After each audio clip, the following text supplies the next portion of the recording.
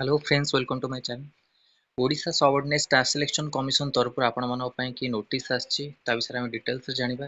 आपण जो forest guard forest livestock inspector exam देथिले तार आपणकर आंसर की पई कि आपण मानको अपडेट आइछि ता विषय जानिबा। 17 मई आज रो डेट तारिख रे आपण मानको अपडेट आछि ओ ट्रिपल एस तरफ आंसर की to the question of the written test for the post of the livestock inspector forest guard on the 3/2023 जो आपण माने एग्जाम देइथिले 24 एप्रिल आपणकर एग्जाम थिला 7 May answer key has been released हेछि। फाइल ऑब्जेक्शन एठी आपण मानको देइछि जोटा कि आपणकर 23 3rd मे जे आपणकर रहउछि after which same will be disabled automatically. तो 23 तारिख मध्य आपण माने फाइल ऑब्जेक्शन करि परिबे जोटा कि आसीछि आपणकर ऑब्जेक्शन पई कि आंसर कि आपण माने चेक करंतु जोटा कि आपणकर एटा अपडेट आछि। No further complaint queries shall be entertained in this regard after 23rd May 2024।